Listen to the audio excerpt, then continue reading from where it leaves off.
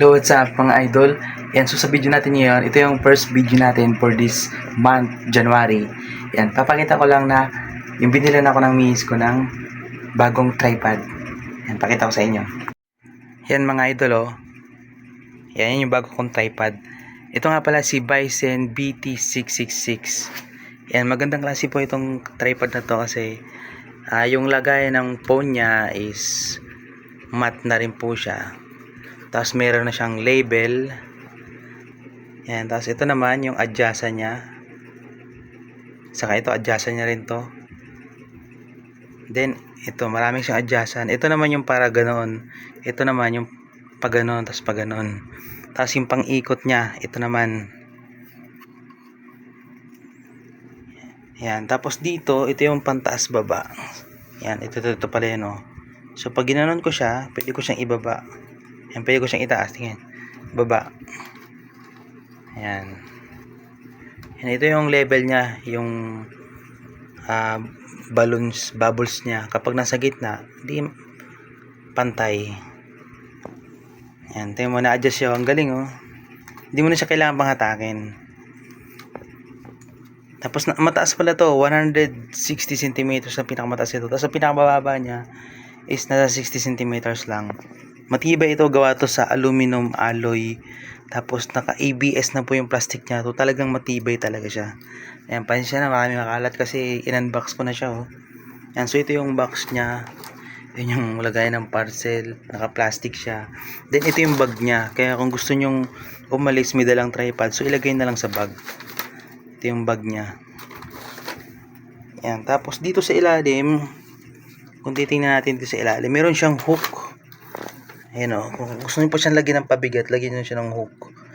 Kung sandbag, tapos isabit nyo dito. Kung sakali lang na bumabagyo sa pinagkukuhaan nyo ng record. Madali rin pala itong gamitin kasi marami siyang pwedeng hawakan tulad nito. Yan, pum yan.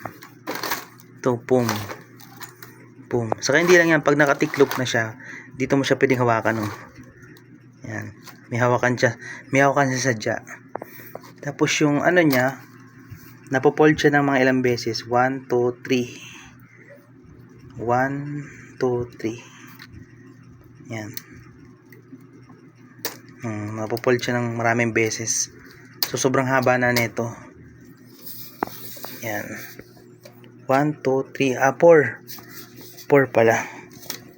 Yan. So, yan.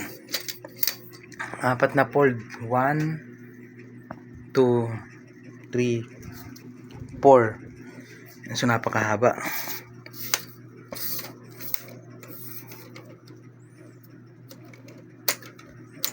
Yan. So medyo makalat nga lang ako dito ngayon, gawa ng in-unbox ko ay. Ito naman natatanggal to. Yan, pakaliwa lang.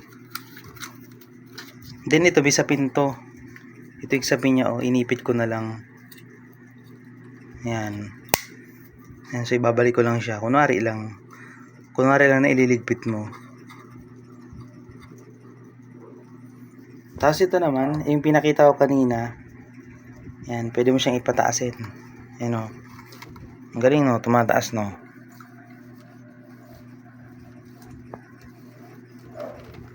Kaya niya pala ang 3 kilos na bigat. Kung sakali maglalagay ka dito ng mabibigat na camera. 3 kilos kaya. Tapos ano pa ba? Yung bigat niya, madali lang pala siyang buhatin. 1 kilo mahigit lang pala siya. Yan. So yun lang. Yan. Kung saan ko ito nabili, ilalagay ko lang dyan sa screen ng cellphone, ng video. Kapag tinap nyo yung video, dyan sa may kaliwa, sa may baba, lalabas yung dito. Lalabas yung mga pinagbilhad ko. So, click nyo na lang. O di kaya nasa description, doon ko na lang ilalagay. Ito nga pala ay si Bison B666 na tripod. Camcorder tripod. So yun lang, pakita ko lang na may bago akong tripod na regalo ng miss ko nung bagong taon.